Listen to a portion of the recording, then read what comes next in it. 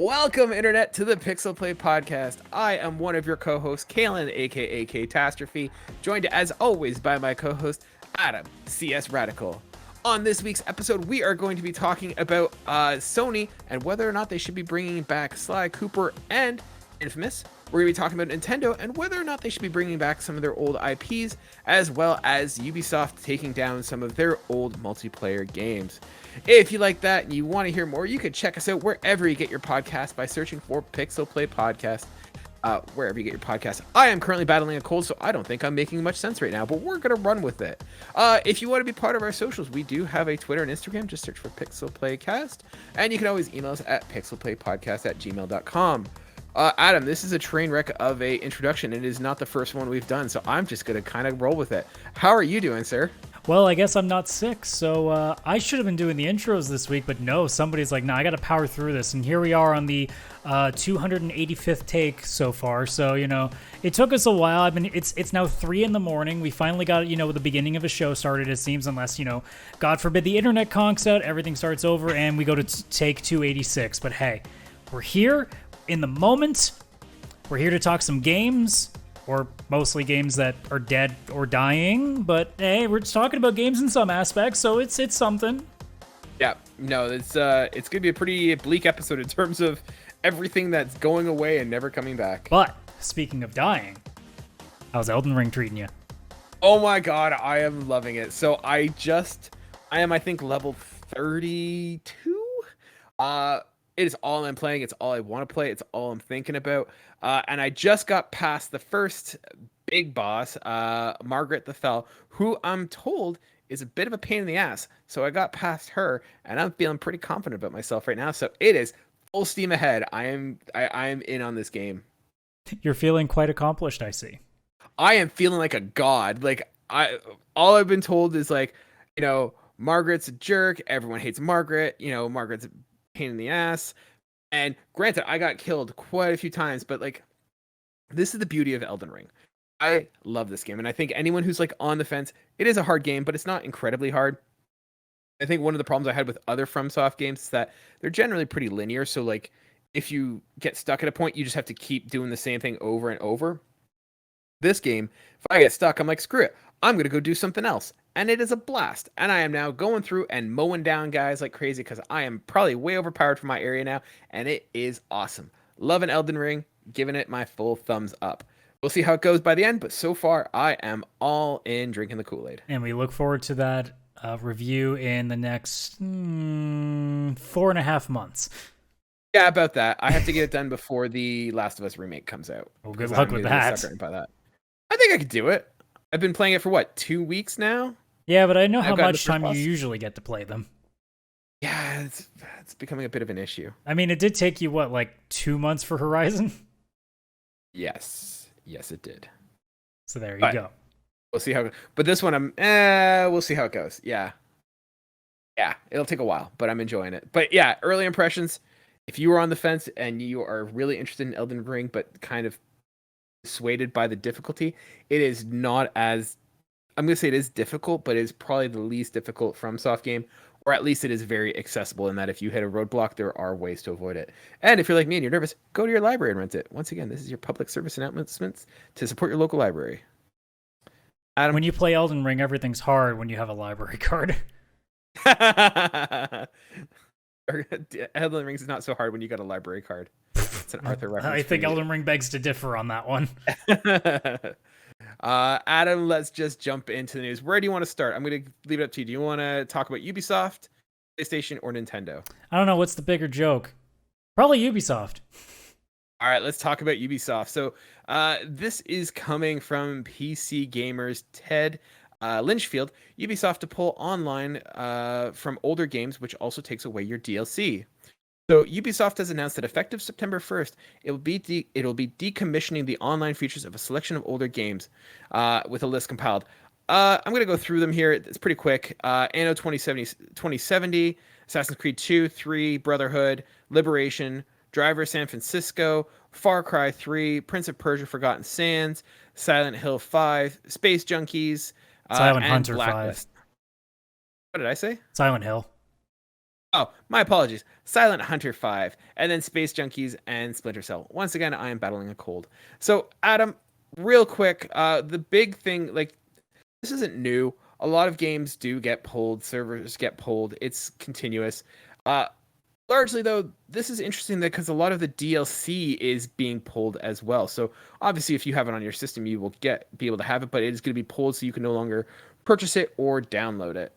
Um, yeah. So I kind of want to overall see what your thoughts were about pulling the servers. Is this unfair? Is this unrealistic? Some people have been saying, make it that the DLC is available for everybody. Make it so that you can automatically just get it if you want it. What are your thoughts overall on this strategy? And second of all, what are some of your favorite multiplayer games that you've played in the past that may have been pulled or decommissioned? It's a weird scenario, right? Because like most of the games that are getting decommissioned with any of their online features kind of makes sense. They're mostly like 10-year plus old games. So, like Assassin's Creed 2, the fact that it still had online features in a game that was released in 2009 is it's surprising that for 13 years it was staying up. Now, in an ideal world, they always stay up, but we know that businesses like to cut corners wherever they can. So it's not really a surprise that they decided to take it down. It's the DLC part that gets to me. Because my question is, why is that tied to online? Like, that's the thing with Uplay, or that's the thing with Ubisoft, the way that they're writing their systems in.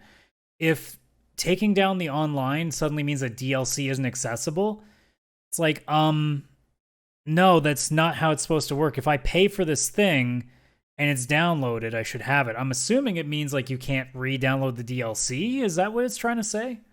Yeah, let me see if it goes into detail here.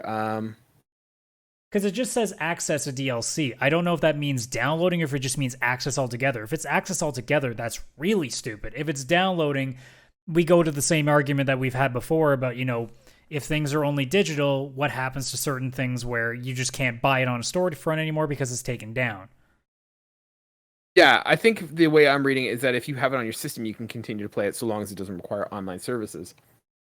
But purchasing it and downloading it is no longer available because they're talking about in the article, they're saying, for example, Space Junkies, the multiplayer VR shooter that costs $40 at release and remains available for sale on Steam with no notice that it will be rendered unplayable in 2 months. So, yeah. Well, yeah, there's also the part too of like, hey, we're going to cut the online out, but we're still going to try to get you guys to, we're still not going to like take it off store shelves because we want to see if we can make any little extra money from it. Yeah. For me, this is like, on the one hand, I get it. Servers, technology dissipates, and they're not going to maintain these servers forever. It's way too much legacy, and like you said, a lot of these games are, 10 to 14 years old. With Space Junkies being the only one from 2019, the rest being 2014 or later. I have to feel like I don't see it. Like, I was a huge Assassin's Creed multiplayer. Like, I love the Brotherhood like the multiplayer where you're going around as like the spy. I loved it. I didn't even know that thing was still active. So like I'm curious how many people are playing it right now. So I don't necessarily they can't sustain it forever, and I think supporting it for 10 years is a good run. That being said, I think there's a larger conversation needs to be had because I know that Ubisoft is looking at investing into doing NFTs with their systems. And so it's kind of raises the question of what does this mean for NFT things when Ubisoft can and will and should be expected to pull stuff from their systems. As for the second conversation about, the DLC being available, at the same point, like, I have to be said, like, this is kind of why I like my physical games, and I know there's an argument for it or whatever. I'm not going to go into it. But, like, I feel like anyone who wanted this DLC already has it, and I don't know if there's going to be an impetus to, like, are you worried that new customers aren't going to get it, or that, like, who's clamoring to play a DLC from 2010? That's my question. Yeah, I don't know, man. Like, is it unreal? Like, are we being unrealistic to expect that our games should be available forever? Like, Well, it's again that conversation. I mean, that'd be a great conversation for Cartridge and Quarters with Chris too, right? Like, Hmm. because so many Check it out games every out Saturday. there that we play, we really thrive on nostalgia, but do we play it that often? Like, how many Hmm. times? Like, I have PlayStation 2 games in the other room. How often do I Hmm. go to that shelf and grab it? Never. It's just there. And would I expect a bunch of things to still be always there for it? I would expect it to be there, but there's now the point of does it need to be? And should Hmm. I feel upset if it is? Like I said, I don't think I'm necessarily that bothered if like online multiplayer features or whatever else are gone. Like for example, Mass Effect 3 and their online multiplayer no longer exists. Hmm. It's a fun multiplayer mode. And is it sad that you can't play it anymore? Sure. But also how many people were playing it? Hmm. So it's that give and take, right? Like in an ideal world, everything stays on for good, but we don't live in that world because we live in a capitalistic world where companies will try to do everything they can to cut costs to make the next buck. They don't really care about what they're currently working or what used to be. They care about what they're working on next, so that's the big money generator again. Hmm. And this is going to happen with a lot of other games that are out there. Overwatch, the original Overwatch is eventually going to die, and that'll Hmm. be gone. The original Destiny at some point is going to be gone. And somewhere in the Wait, is future, that still alive? I believe the servers are still online for Destiny 1, I believe. I thought that was done. I mean, I might be wrong on that. I have no idea anymore. But like even for the games that we play now, like Final Fantasy 14 at some point is going to die. Hmm. And is that okay? I don't think the answer is necessarily no. It's just a matter of how is that process handled. In the case of something like, as you said earlier, with Space Junkies, where it's still on the frickin' shelf and it's literally only multiplayer, and Hmm. you're going to get rid of that, that's the point where if you know that it's not going to be online any longer, get it out. Take it off the shelf. Like, Or don't do make it that. free. Well, you could do that too. But if you're going to, like, that most companies would be like, well, if we're not going to make any money, it's not worth anything to us. So just take it off Hmm. the damn shelf. Like, at the very least, do that. Hmm. Because it's not fair to your clientele if you're not telling them that this product that they bought, like, can you imagine buying a brand new car and them not telling you that, oh, by the way, the brakes are going to go on this in 2 months? Yeah. Yeah. No, I think like because like the thing with maintaining a server, and I'm not an IT guy, but like you have to maintain those servers and you have to keep them running, and that costs money, and then you have to replace parts that break. Like, I think the idea of like and the space that it takes up to house all this stuff, they're probably just not seeing the return on investment. So like the demand isn't there. So sure, it's one of those things where when it goes, we're like, oh, this is sad. But let's be honest, who here thought of Assassin's Creed Liberation HD online multiplayer in the past 6 months I'm sure prior to there's this like article? 15 No. people, but I mean, look, when we have audiences of millions, I mean, a company is like, I'm again, like I said, I really wish that they could always be on, but a company is going to look at something and saying, why are we spending, even if it's $100 a month, they're still Mhm. going to look at that and be like, that's $100 we could be putting somewhere else. Mhm. It doesn't matter what the number is. It's money that's not being used effectively to them, and that's what Yeah. it is. So we're gonna, say 100 times that it should always be on. That's what it should be, but that's not how our world works. That's not how our business works. Mhm. So, unfortunately, the price we have to pay as gamers is that at some point we have to know that there will be a time where the bell tolls for whatever game that we grew up with, whatever game we liked, whatever a certain mode in a game, that uses online. Because there are still games out there you can play, but it'll just be local single player, maybe if you're lucky, local co-op. Excuse me. But online, everything is going to have a timeline. There's going to be a point where it has to die. And it's not because, I don't even think it's not even because not enough people play it. It's just companies at some point just don't want to spend money on things that they aren't paying attention to anymore. Agreed. Yeah, and I think, but this like there's a larger conversation to be had about game preservation for sure. But like, I don't know. I mean, they're letting you know 3 months in advance that these games are going. If you want to go for one last spin on them, go for it. If you want to download the DLC, go for it. Like, they can only do so much. And like, I'm not trying to sound like a corporate apologist, but I don't know. Like these games ran for 10 years. I feel like the audience has come and gone, I and I don't think it's th- unreasonable. I think in a perfect world, what would happen is that companies would take these games that they have basically decided we are done. It is out of our system. We are not coming back to this unless we decide to remake it or something. Mhm. Put the source code out. So if people want to make private servers, there you go. That's it. Even if you got to charge money for it, fine. If you want to charge a license fee, whatever you need to do, let's do that. So that if people want to keep it alive, they can do it. There should be some way of preservation, and unfortunately, most companies don't give a shit because if it's not money coming in, they don't care what goes out. Yeah, But like, not realizing that it'd be really nice to see like somewhere like, okay, well these are all getting cut off, and you go to this site that Ubisoft has prepared and be like, all right, pay us this flat fee or pay us like an X amount every month to be able to have the license to you to do whatever you're doing with this, and people can put up servers or make mods of these games or use that source code to do something else with like whatever it may be. But that's a perfect world scenario, and we know that that never happens in this industry because all companies seem to want to do is to make really crappy games that you're going to pay up the wazoo just to enjoy. Yeah. So Adam, like I mentioned, I was a huge fan of the Assassin's Creed Brotherhood multiplayer. Did you ever play that one? Not really. I mean, I never really had a lot of people that played that, so it wasn't one of those things that I got to do a bunch of. I mean, I played it a couple of times with like just random players, and it was okay. But like, I've said it before, I'm not great at being stealthy with multiplayer.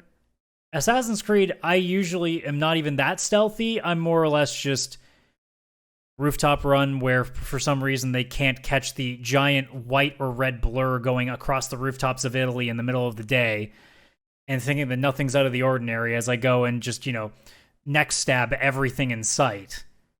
See, I love this one because I think this is probably one of, if not the most creative multiplayer I've ever seen.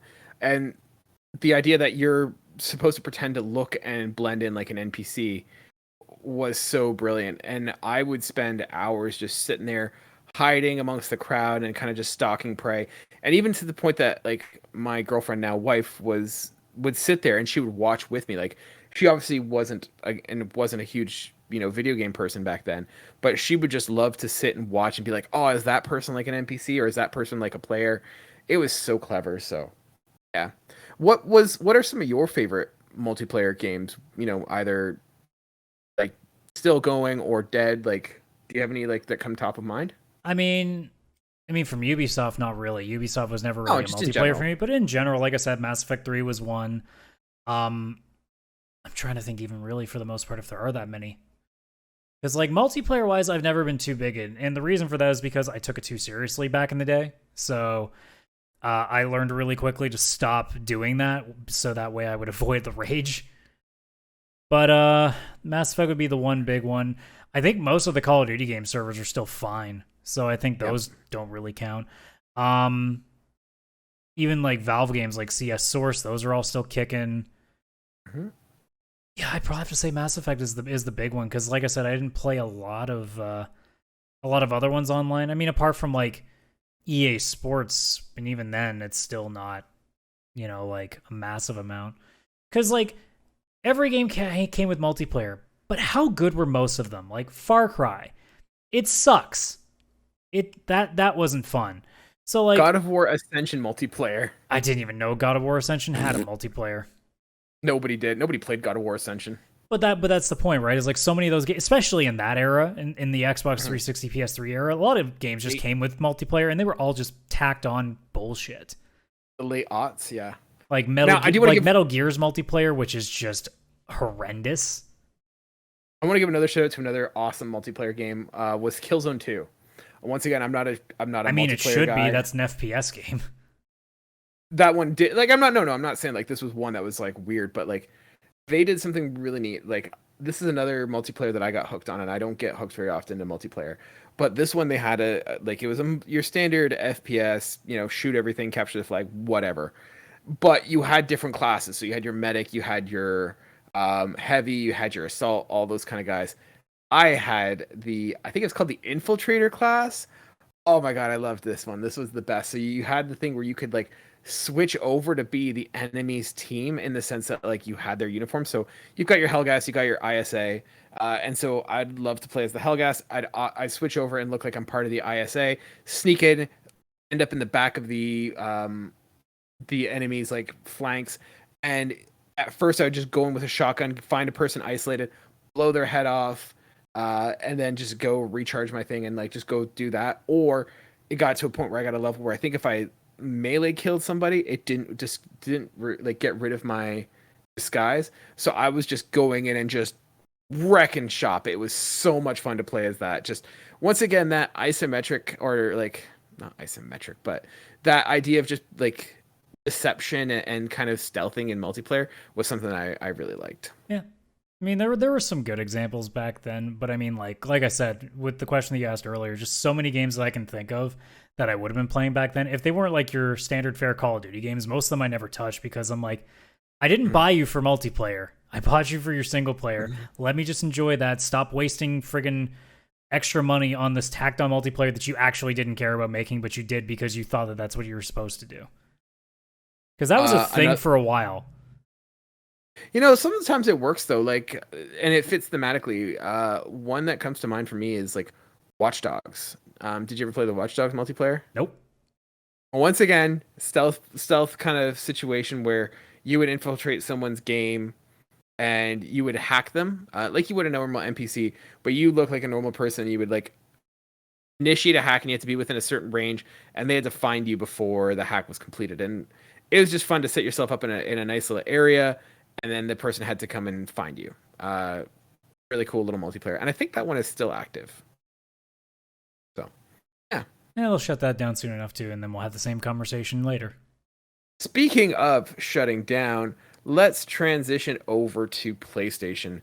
So this is coming from the PlayStation blog, and they announced that they are getting or have no intention of working on or bringing back Sly Cooper or Infamous at this time. This is coming to us from the blog post. Sucker Punch basically said that they have no interest at the time of working on a Sly Cooper or Infamous. They have no plans to revisit them anytime soon, and in case there's any doubt, they also are not being developed by any other studio.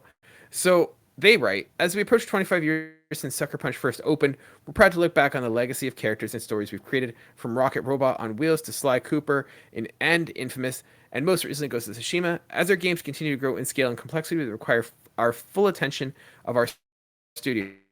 We have no plans to revisit Infamous or Sly Cooper now, and no other studio is currently working on projects related to the franchises either. Adam, is there a place for Sly Cooper and or Infamous in PlayStation in 2022?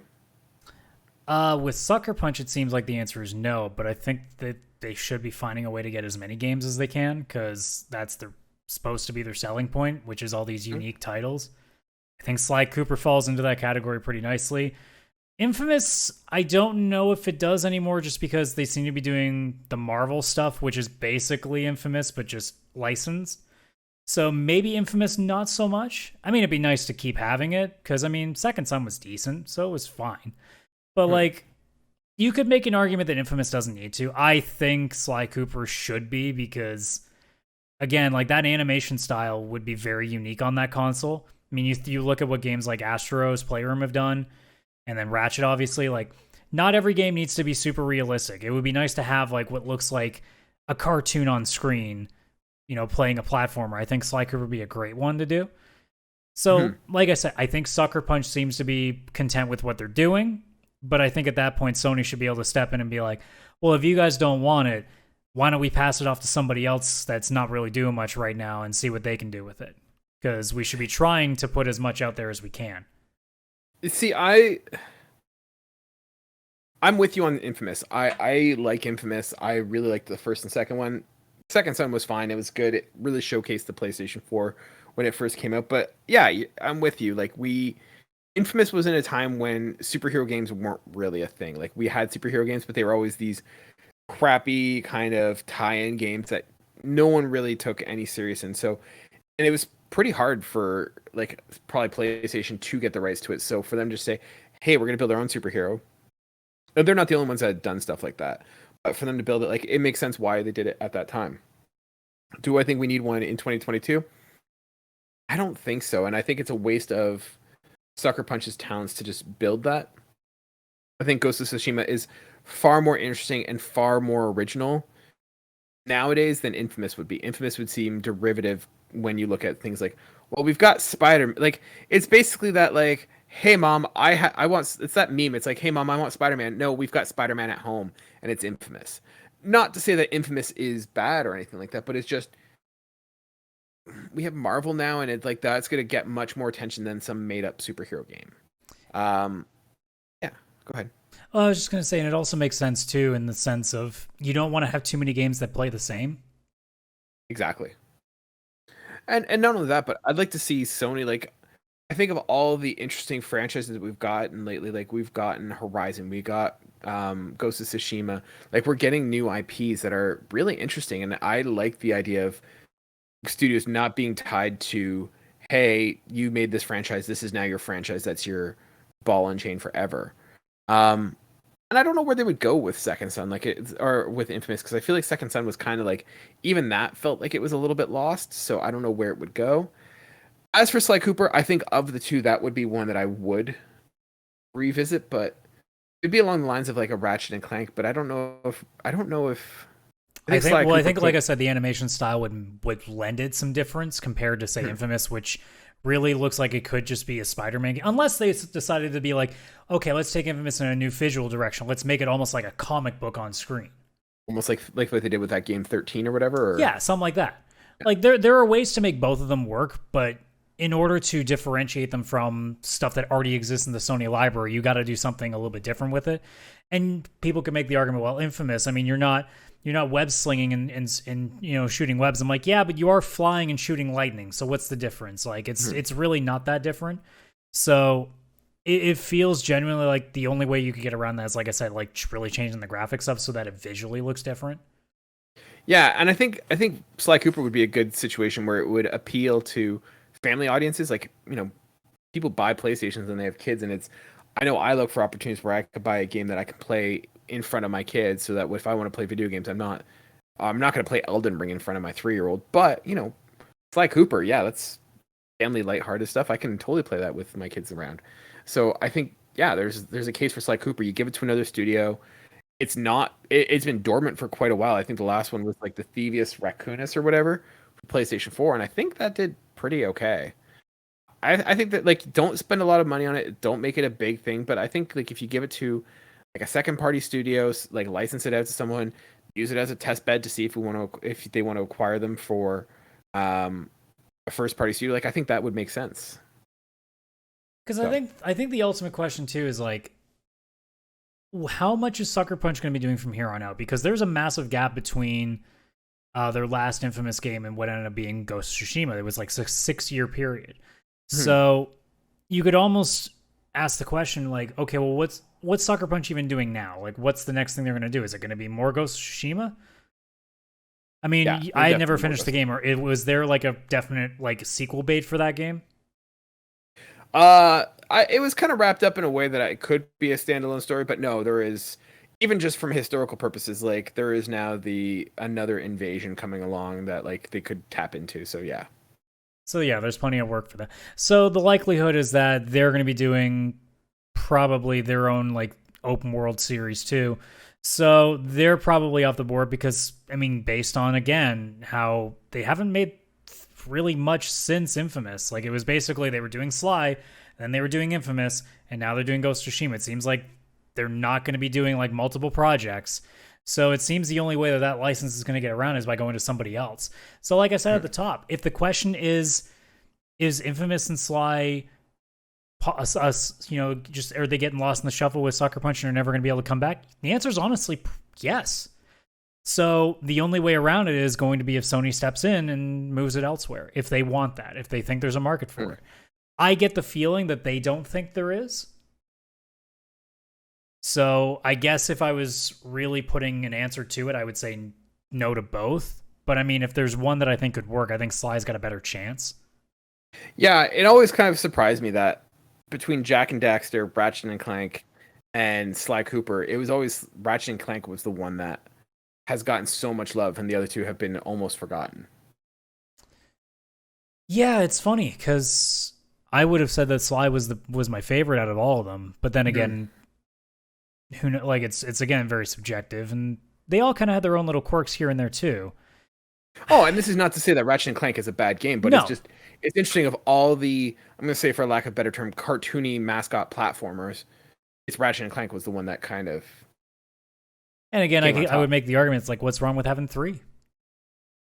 Right. If they had a 3-year span these days, where if they put one of each out, I'd love to know what the sales figures would be. I think people would generally like, if they're all really high quality games, I think they'd all sell really well. I don't think it really has anything to do with what the character is, what the mascot is, what the gameplay is. I think most people are just really interested in solid gameplay.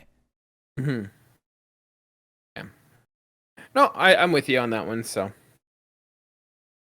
speaking of leaning on old games, I got an article here from Video Game Chronicles. Nintendo says it can't realistically create sequels to every series fans request. So this is coming from, like I said, Video Game Chronicle, Andy Robinson. So they wrote, the Japanese company has one of the richest IP libraries in the games industry, which include the likes of Super Mario, The Legend of Zelda, Animal Crossing, and Mario Kart. However, during its annual general meeting on Tuesday, in a segment that VGC first covered earlier this week, but which has now been transcribed and published in full by the company, Shuntaro Furukawa was asked by a shareholder if it would be considered making new titles or remakes in its many dormant series, such as F-Zero and Wario Land. I want to pause there for a quick asterisk. There's a story that apparently the person who asked this question spent the equivalent of $40,000 to buy Nintendo stock in order to get 1% in order to join the shareholders meeting and ask if they can make a new F-Zero game. So props to you, sir. Well done. That is a hilarious move, and I applaud you for doing that. Back to the article and their response. The company president replied, as translated, blah, blah, blah, by stating that Nintendo could not realistically create sequels to every series fans want to see. It is realistically difficult to develop new titles and remakes, including sequels, for every Nintendo game that people request. But we are very grateful and appreciate the expectations of our fans have for our games. So, Senior Managing Executive Officer Shinya Takahashi also answered the question and gave an example of how in the past Nintendo has been asked to remakes that it secretly had in development. So, Adam, my question to you is, I look at Nintendo and they say that they can't realistically create sequels to every series of fan request.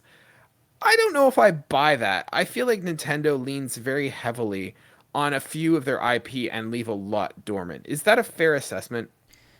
Yes, and Nintendo, not that I want to be a prick to you again, but it's very easy because you make it that easy.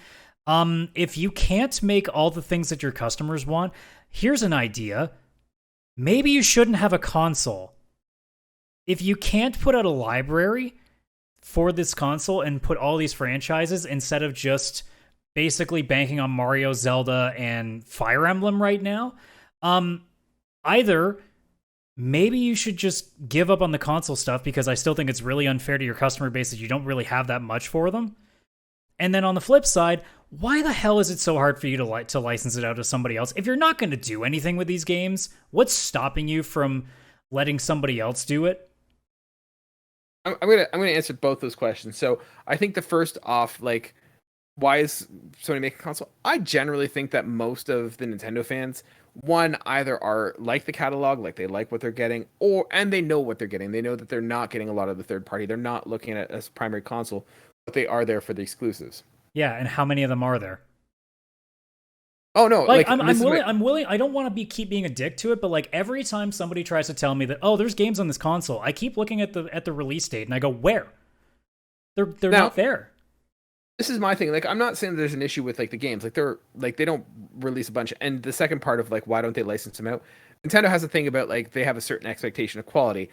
Whatever you think of the games, you have to admit, like, the games that they do put out, they rarely have bugs. They rarely need updates. Like, they're solid games. Like, they're built. And I think that they want that level of like, hey, this is us. That's why they're hesitant to release it. My question is that I look at something like the Switch library, and we see Mario Strikers, we see Mario 3D Land, we see Mario Odyssey, we see one Legend of Zelda, we see a Mario Kart, we see a one Smash Bros. Like I feel like PlayStation, or not PlayStation. Once again, I'm still battling a cold. My head's not all here. Nintendo relies too much on a couple of its IPs, and one, I don't see it dipping into the well and going in for some of the deep cuts that we don't see, like an F-Zero. We don't see things like Mother or Earthbound, right? Like there's a whole legacy and catalog of Nintendo games that we don't see anymore. The other thing I'm seeing is I don't see the effort and I don't see the support given to new IPs, right? Like I think the only new IP that we've had on the Switch so far, correct me if I'm wrong, is ARMS and 1-2 Switch. And I wouldn't say 1-2 Switch is really a franchise, and I wouldn't say ARMS has that same cash as like as a Mario or something. Yeah, it really and you're felt also like a complimentary piece, not a mainstay. right? And I feel like Nintendo spends way too much time focusing on things like Xenoblade Chronicles or Fire Emblem. Like, I'd like to see Nintendo stretch its legs and one either dip back into the well and go get some of the classic IPs that they have and bring those back to the forefront, or make new IP. Well, it's a frustrating thing. Like, I keep saying it. Why would I, as somebody on the outside, why would I get this goddamn thing? Because every time I look, you have the same friggin' 10 games that everybody plays, and then you're kind of just, I don't know, like either playing them again or going through the nostalgia, or maybe taking a chance on something really weird. But at the end of the day, like, there's so many titles that they could be doing something with. And I don't know what it is, whether it's they don't have the manpower, they don't have the budget, like whatever the reason is, but I keep going back to, you have a console that might be outselling the PS4, like, or outselling the PS4's overall sales soon, if it hasn't already. I don't know what the numbers are. But like, you have a console that's sold hundreds of millions or tens of millions, and I think it's over 100 million now. There's no reason that you can't find money to put some goddamn games out there. And every time that we have to have a conversation about Nintendo, it's usually followed by, where are the fucking games? And if I want to talk about how Donkey Kong doesn't get any love, it seems, obviously we mentioned F-Zero, Golden Sun has been dead for over a decade, and that's a perfect game to be putting on a handheld console. You have Kid Icarus that hasn't done anything in forever. There was something else I had here on my list. Punch-Out hasn't had a game since the Wii. Earthbound hasn't had anything going for the longest time. I can keep fucking going. There's all these games that Nintendo loves its nostalgia, but Lord knows it doesn't want to give some people that nostalgia. Yep. No, I'm looking here, like I see things like 1080 Avalanche, like 1080 Cool Borders, like that was an awesome game to play. Even something like Nintendogs, like not my thing, but could you imagine how well Nintendogs would do on a Switch? Bring the thing everywhere with you. Even then, it's just, do something. Like, we've been waiting for Metroid Prime 4 for like what feels like 25 years. Breath of the Wild 2 has been a very short trailer teaser for the last 3 or 4. You know, and even still, every time we get something, it just gets Dynasty Warriors, so we get another Warriors game, and all of a sudden they act like that's content. We've also, like, to be fair, we also did get the Link's Awakening Legend of Zelda game as well, which I would... Oh yeah, another Zelda game. Great. That's nice. But again, as we just had the conversation of, what else? You couldn't bring anything else back? Yeah. Like, I know they had Advance Wars, and Advance Wars got delayed, but like, yeah, you're right. Like Kid Icarus, Golden Sun, like there's a whole bunch here that are neglected that, like, even something like Pokemon Pinball would be amazing on the Switch. Like it took forever for Kirby to get a new game. Yoshi finally got a game. Like, it's not like they aren't putting anything out, but it feels like they're not doing enough. And like we've had this conversation before, that console needs a steadier flow. Yeah, if you're not going to rely on the third-party stuff and you're not going to lean into that, like if you can't support the big AAA third-party and you're not going to become the dominant source of AAA indie games, and I know that they're trying, but they also have a bunch of bloatware, which makes it hard for indie games to get noticed on there. Like, you're then going to have to do the heavy lifting yourself, and I don't know if Nintendo is doing that. And it might just be that they are at capacity, and there may need to be a conversation of why is Nintendo not doing acquisitions, right? We're seeing Xbox and we're seeing PlayStation like acquire studios. Why isn't Nintendo doing that? Or like I said, like I get the quality assurance. Believe me, Nintendo fans, I'm not saying your games are shit. I'm just saying you don't have enough. So when I say give it to somebody else who's going to take care of it and at least put something out there, if they're not going to do anything with these licenses, like what's the difference? Like I've seen people try to argue that too. It's like, well, they won't do a good enough job with this game. I'm like, okay, so what's your choice then? Nothing or like an okay version of it? Because like, if I was owning this console, I'd be pretty upset that I have nothing to play on it ever. I haven't bought any games physically or digitally for Xbox, but that's because Game Pass exists and there's a steady flow. PlayStation, I'm usually buying something once in a blue moon, and now Extra exists, and now there's a steady flow for this time being. Same with Steam. There's always a steady flow of games coming. Granted, it's PC. That's a little bit unfair, but regardless. But if I bought a Switch, it's going to be really quick. If I like hyper fixate on that console, give me 6 months and I'll be sitting here going, I have nothing to play on this console unless I really want to take a chance on something I don't know if I'll like. Like going into the store and like finding some indie stuff that I don't know much about. But like if we're talking the big name titles, I can sift through that library real quick if I want to. And that's the problem, because that console has been active for much longer than the PS5 and Xbox Series X. And I feel like those two consoles almost are caught up when Nintendo Switch has had more time. Yeah. My complaint at the very beginning of the Switch still existed when I said that library needs to be better. And if anything, I might be able to give it like, it got 10% better, but that is nowhere near enough. Not for a major flagship console. If it's supposed to be taken seriously, and based on the numbers, a lot of people seem to, but for me, I don't see the value. Like, I know that it's the cheapest console, but it is the lowest powered one. And honestly, if you're not playing Nintendo games, your library choices are a lot more minuscule, because most of those games are either indie or 5+ year old games that took forever to port. I'm sorry, Nintendo fans, I'm not trying to be an asshole, but that's your library. And unfortunately, if I'm buying a Switch, I'm literally buying it for Nintendo first-party games, and there ain't that many of them. And if you want to say there's this, and this, keep in mind, I'm not going to play every single one of them either.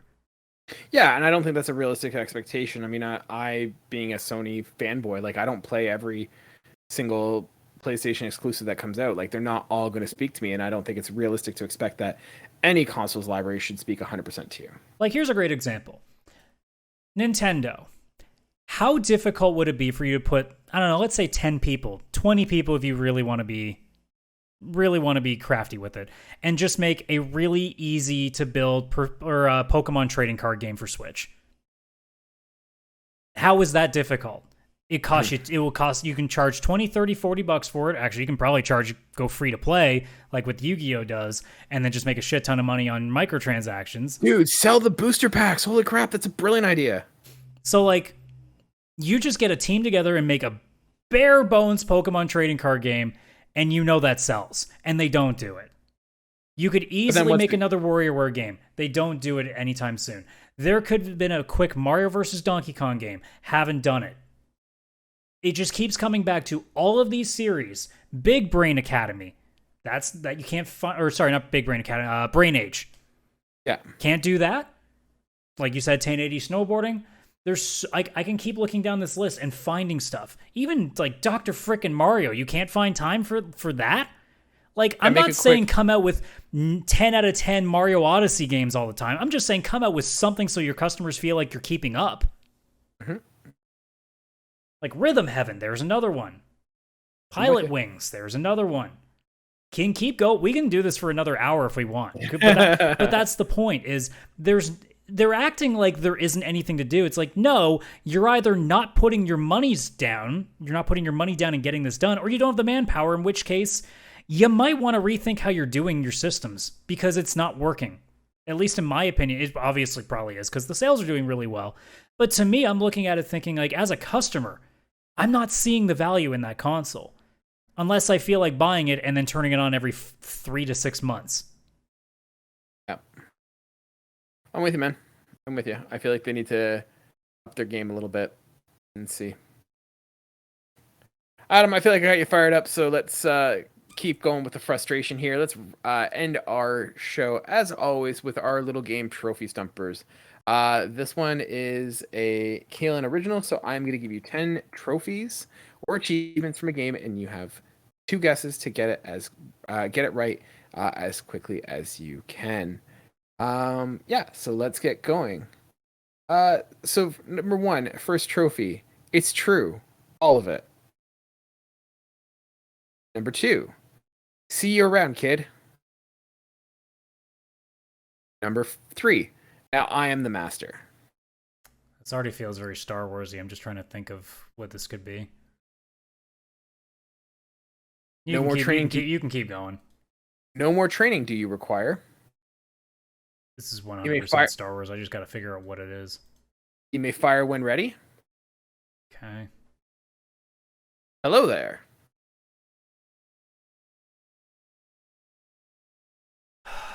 All right. Well, I know that you like playing the Lego games, so I'm just gonna go with what's the big package? Was it the Skywalker Lego Star Wars, the Skywalker collection or whatever it was, or the Skywalker saga? I think.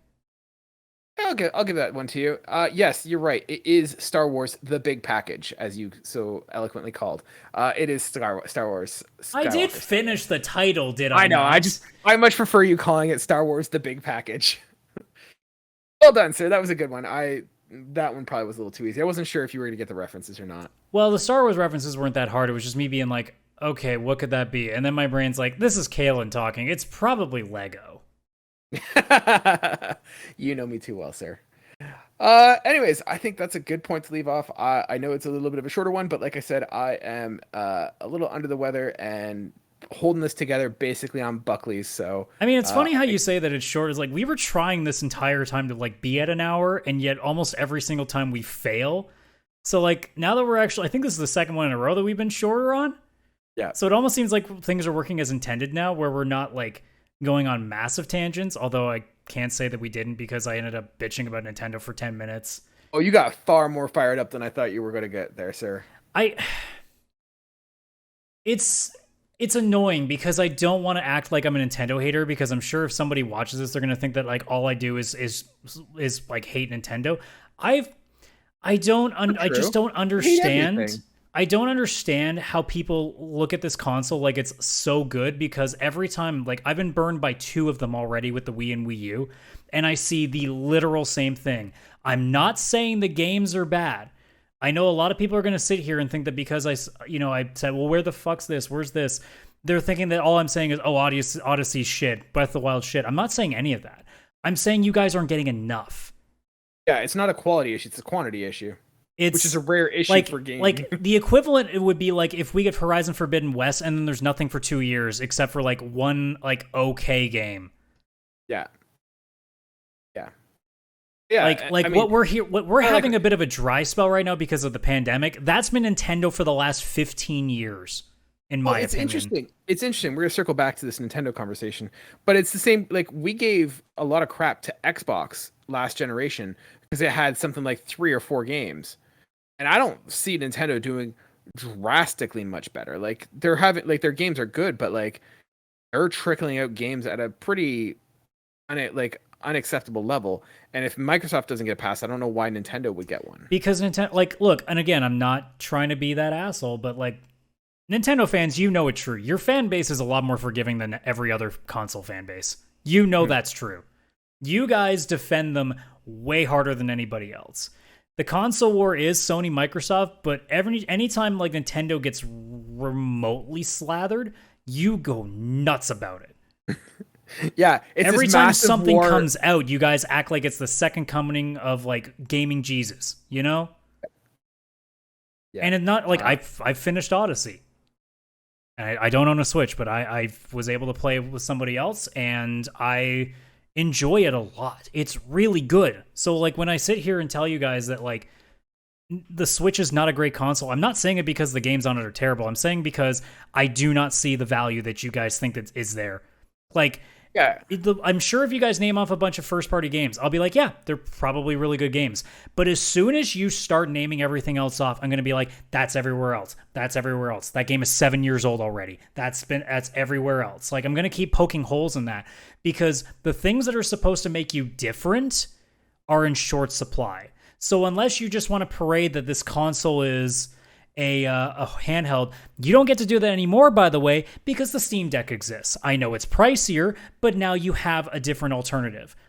And I mean, we didn't mention this story, but like the whole thing about Sony trying to get old peripherals back.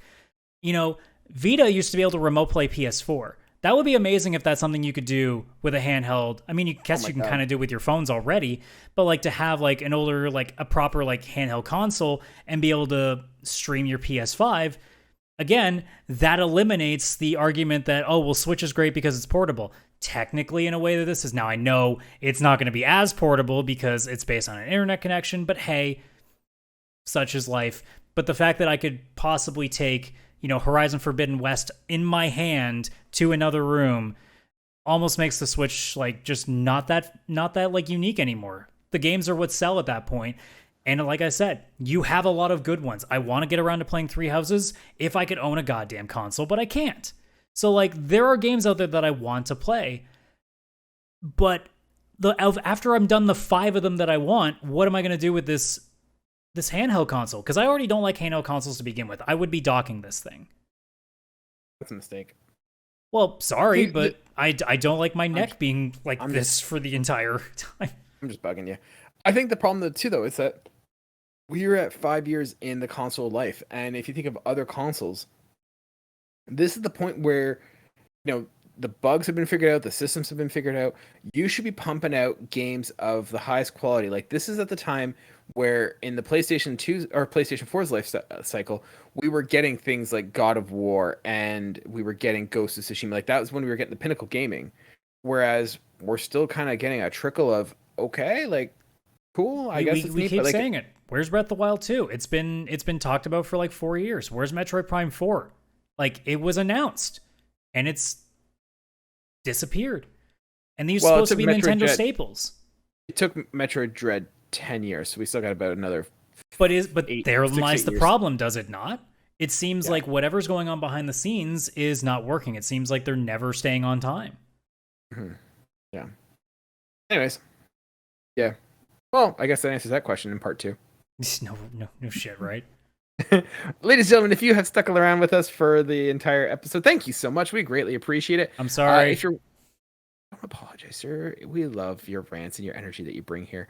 If you are watching us on YouTube, if you've managed to find us and you haven't subscribed yet, we'd greatly appreciate you doing so. We are working our way towards 100 subscribers this year, and we are halfway there, and we need your help. That's right, you, Steve, listening right now. Your name's probably not Steve, but someone listening named Steve has watched saying, holy crap, they're talking to me. Yeah, we're talking to you. We'd appreciate if you subscribe. If you are listening to us on your podcast, leave us a review. That really helps us out as well. If you want to be part of the show, if you want to send us your trophy stumpers to try and stump Adam, send them over to pixelplaypodcast@gmail.com. Or you can message us through Discord. It is all the information is in the link tree on here. If you're watching us on YouTube, if you're not, check it out there. It's also in our bios, wherever you find us, just by searching for PixelPlay Podcast on Google. Ladies and gentlemen, I have been your host, Kaylan, aka Ktastrophy, joined as always by Adam, CSRadical. This was fun. Let's do it again next week. Bye for now.